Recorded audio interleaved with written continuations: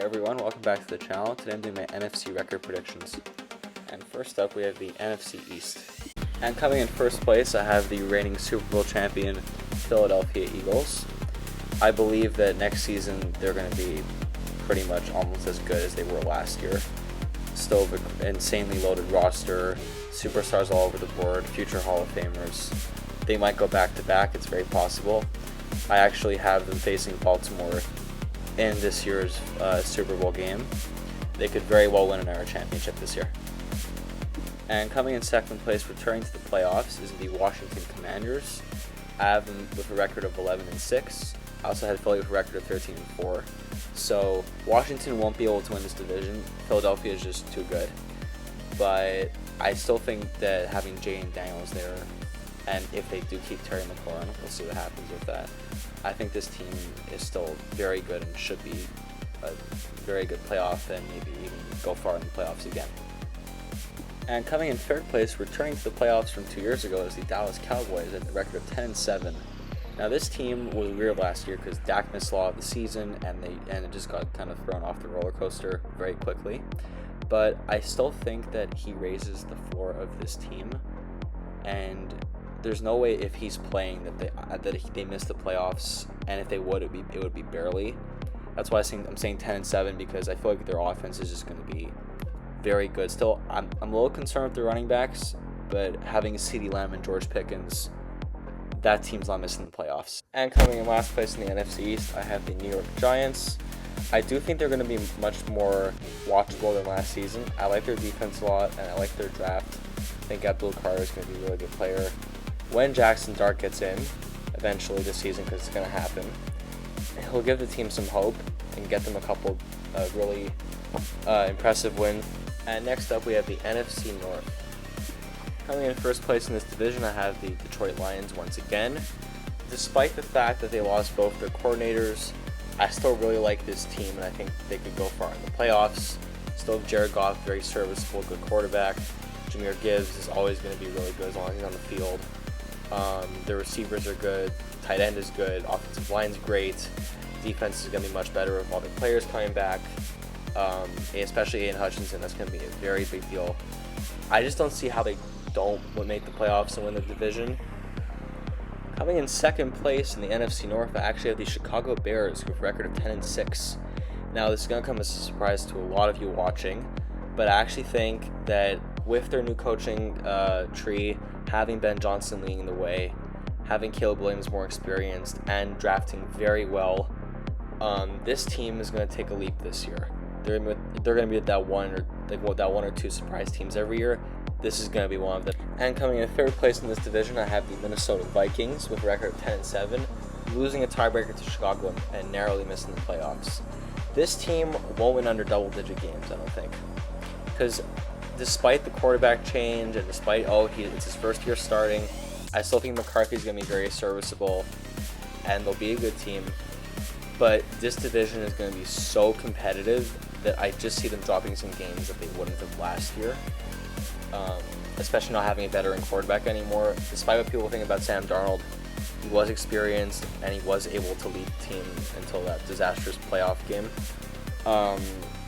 So yeah, I think they'll just barely miss the playoffs.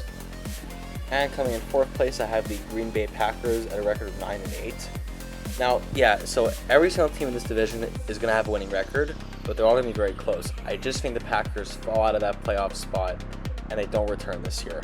I don't dislike their roster, but I just think their division's too good and they didn't get better to a point where I could confidently say that they'll be a better team. I like Matthew Golden. He's going to be good. Really good draft pick. But the problem is most of their players get hurt, and this team just isn't really better from last year, despite the fact they have good coaching, and I like their quarterback, but they won't be better. And next up is the NFC West. And in first place, I have the LA Rams with a record of 11-6. Now, I think this team is just too good to a point where they won't be back in the playoffs. I think they could actually make a very, very deep run this year. I like Matthew Stafford a lot. As long as he's there, they're going to be a good team. Kyren Williams is a great running back. They have a good receiving core. Getting Devontae Adams also in there is going to really help them out. The coaching's great. This team could very well make the NFC Championship game if some stuff falls right for them. Coming in second place is the Seattle Seahawks at a record of 9-8. So this is a team where I feel like there's a world where they could definitely make the playoffs if a couple of things go their way. But the NFC is going to be so competitive this year that I just don't see them being a team that's going to be like better than the top 7 in the playoffs. I think Sam Darnold isn't much of an upgrade over Geno. Like they're both good veterans, but they're not going to elevate your team's ceiling. And they're just not like that impressive of a team. I don't think their coaching is as good as some people say it is. It just doesn't impress me that much. And coming in third place with a record of 8-9, I have the San Francisco 49ers, who are not going to get better at all this year. Since that run they had 2 years ago, I just don't feel good about this team anymore. I like Brock Purdy. I think he's a talented quarterback. The problem is CMC is an old running back whose wheels are falling off the car. And there's just, the receivers are not good. Ricky Pearsall is your number one, who, I mean, look, he could be good. He's a first round pick, but he didn't do much last year, unfortunately, after what happened to him. And it just doesn't, I don't feel good about the team. Even Brandon Ayuk's hurt, the trade Deebo Samuel, a lot of the team's aging. Trent Williams is like really old now. There's not much I'm impressed with on the team. And coming in last place in this division, I have the Arizona Cardinals, having a record of 5-12. This team is such a strange one because I actually don't even hate some of their players. I think they have a lot of talent. But the problem is they're just not good enough to be a really good team. I don't think they'll win a lot of close games, which is really important in the NFL. And Kyler is just too inconsistent of a quarterback to make this team good. Marvin Harrison's really concerning to me. I don't think he's progressing as much as he should be, especially all this offseason stuff. It's being reported out of training camp that he's not getting any separation, which was a problem last year, and looks like it might still be continuing. That could change when the season starts, but I'm just not seeing it for this team. And lastly, we have the NFC South. And coming in first place, I have the Tampa Bay Buccaneers once again.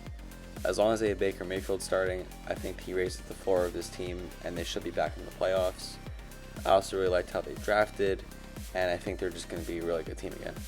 Coming in at second place, I have the Atlanta Falcons, at a record of 9-8. Now, I think this team has a lot of talent, and they very well could make the playoffs and win this division. I could see a world where it happens, but I really don't like their coaching, and I think there's going to be a lot of learning curve for Michael Penix. It is basically his rookie year. He didn't really play much last year. It's going to be a real interesting season because I think there's a very real possibility they can make the playoffs, but I don't think it's going to happen just yet. In third place, I have the Carolina Panthers going 7-10.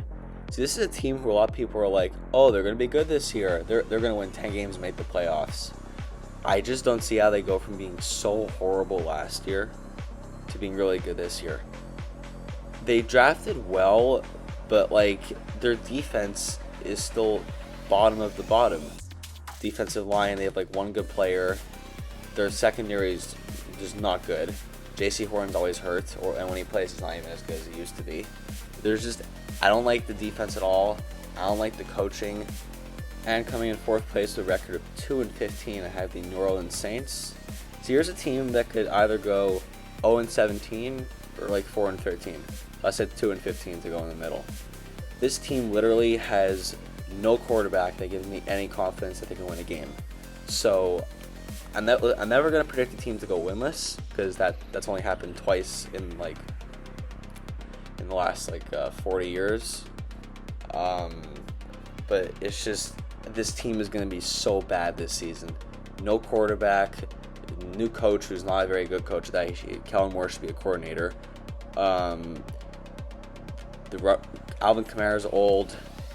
I like Chris Olave, but he unfortunately he has concussion problems.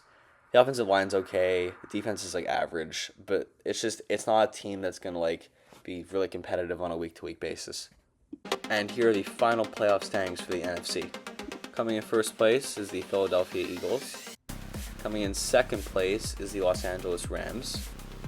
Coming in third place is the Detroit Lions. And fourth place, the last division winner, is the Tampa Bay Buccaneers. And the three wildcard teams are the Washington Commanders, the Chicago Bears, and last but not least, the Dallas Cowboys. If you liked the video, please like and subscribe. And if you want to leave your own predictions in the comment section down below, please do so. I'll see you in the next one.